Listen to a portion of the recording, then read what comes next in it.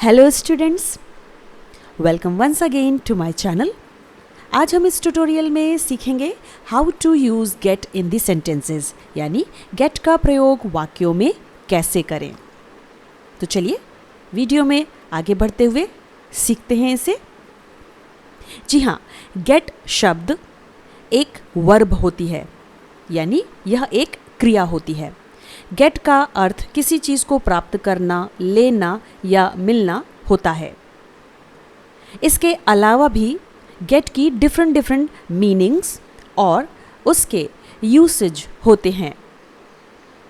Gate का use English grammar में phrasal verb बनाने के लिए भी किया जाता है, और फ्रेजल वर्ब बनाने के लिए हम प्रेपोजिशन या एडवर्ब के साथ गेट का कॉम्बिनेशन करते हैं, यानी कॉम्बिनेशन के साथ ही हम गेट को as a phrasal verb sentences में यूज़ कर सकते हैं। तो चलिए गेट का यूज़ हम कुछ एग्जाम्पल्स की हेल्प से सीखेंगे। इंग्लिश ग्रामर में गेट की कुछ कॉमन मीनिंग्स होती हैं, देखते हैं इन्हें वन बाय वन। गेट की सबसे पहले मीनिंग है टू ऑब्टेन, यानी किसी चीज़ का मिलना या प्राप्त करना। आइए देखते हैं एग्जाम्पल में सबसे पहला sentence, today I got my x-ray report from the hospital. आज मुझे अस्पताल से मेरी एक्सरे रिपोर्ट मिली या प्राप्त की। जी हाँ, हमने यहाँ पर मिलने या प्राप्त करने के अर्थ में गेट की सेकेंड फॉर्म गॉट का यूज़ किया है। अब देखेंगे अगला sentence, they have got the permission to go for a picnic, यानी उन्हें पिकनिक पर जाने की अनुमति मिल गई है।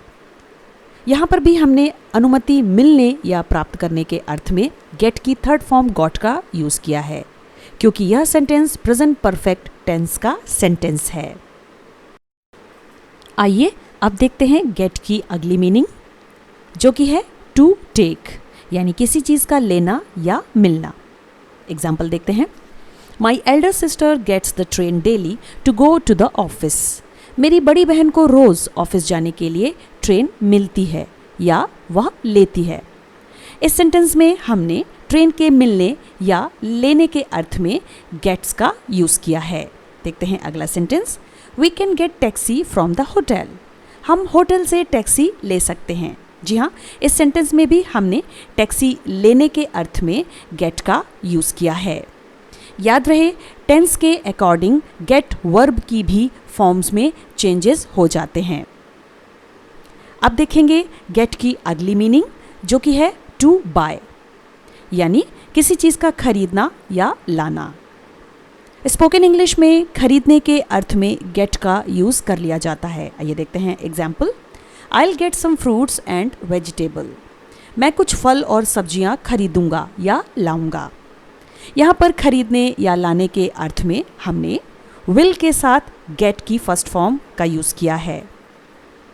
आइए अब देखेंगे अगला sentence, shall we get movies tickets. क्या हम मूवीज़ टिकट खरीदेंगे? जी हाँ, यहाँ पर मूवीज़ टिकट खरीदने के अर्थ में हमने गेट का यूज़ किया है। याद रहे, गेट वर्ब की present tense form, got past form, got या गॉटन पास्ट पार्टिसिपल फॉर्म और गेटिंग प्रेजेंट पार्टिसिपल फॉर्म होती है। गेट की थर्ड फॉर्म में टू अल्टरनेटिव्स होते हैं, यानी गॉट या gotten. Now come to the next meaning of get, जो कि है टू बिकम, यानी किसी चीज़ का होना। एग्जाम्पल देखेंगे, please hurry up, I am getting late for college. कृपया जल्दी करें, मुझे कॉलेज के लिए देर हो रही है। इस सेंटेंस में हमने देर होने के अर्थ में गेट की प्रेजेंट पार्टिसिपल फॉर्म गेटिंग का यूज़ किया है, जिसे आईएनजी फॉर्म भी कहते हैं। अब देखते हैं अगला sentence, you will get well soon. तुम जल्दी ठीक हो जाओगे। इस सेंटेंस में भी हमने ठीक हो जाने के लिए विल हेल्पिंग वर्ब के साथ गेट का यूज़ किया है।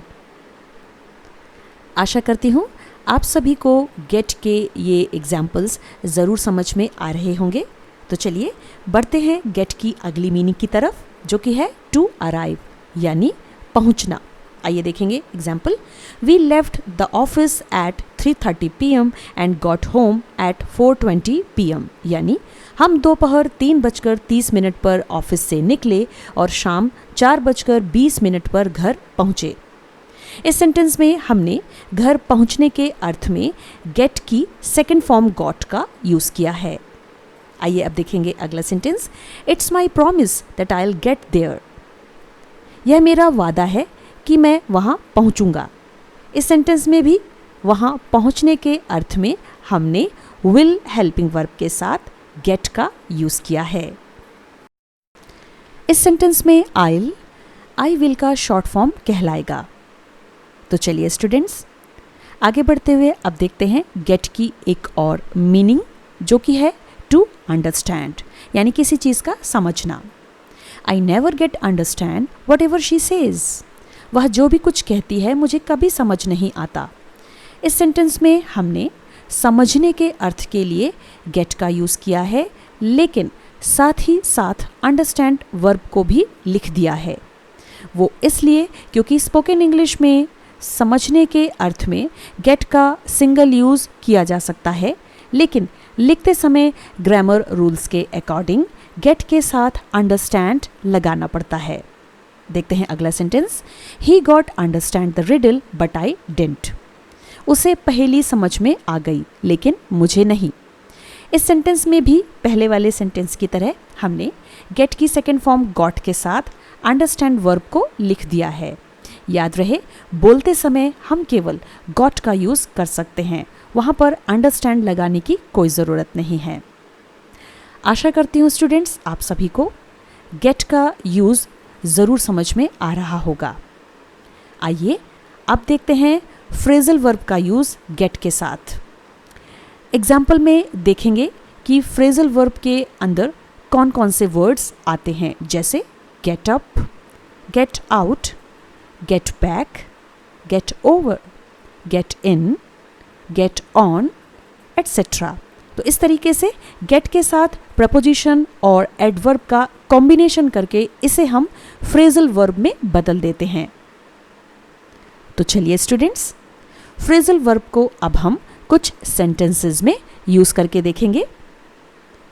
सबसे पहला sentence, we should get up early in the morning. हमें सुबह जल्दी उठना चाहिए। यहाँ पर गेट अप की मीनिंग होती है उठना। अगला sentence, now we all have reached here so we can get out from the bus. अब हम सब यहाँ पहुँच गए हैं, इसलिए हम बस से बाहर निकल सकते हैं। यहाँ पर गेट आउट की मीनिंग है बाहर आना। अगला sentence, they should get back before the sunset today. उन्हें आज सूर्यास्त से पहले लौट आना चाहिए। इस सेंटेंस में गेट बैक की मीनिंग होती है वापस आना। अगला सेंटेंस है, I have been suffering from fever but now I have got over it. मैं बुखार से पीड़ित रहा हूँ, लेकिन अब मैं इससे ठीक हो चुका हूँ। इस सेंटेंस में देखिए गॉट ओवर का यूज़ हुआ है, जिसकी मीनिंग होती है किसी चीज़ से निपटना या ठीक हो जाना। आशा करती हूँ स्टूडेंट्स आप सभी को गेट के यूज़ का यह ट्यूटोरियल ज़रूर समझ में आया होगा। यदि आप सभी को इंग्लिश ग्रामर के ये वीडियोस अच्छे लग रहे हैं और समझ में आ रहे हैं, तो मेरे YouTube चैनल को सब्सक्राइब और लाइक एंड शेयर करना बिल्कुल मत भूलिएगा, ताकि आने वाले सभी न्यू वीडियोस का नोटिफिकेशन आपको मिलता रहे। तो मिलते हैं फिर नेक्स्ट वीडियो में एक न्यू टॉपिक के साथ। तब तक के लिए keep studying. Thanks for watching the video. Take care and bye.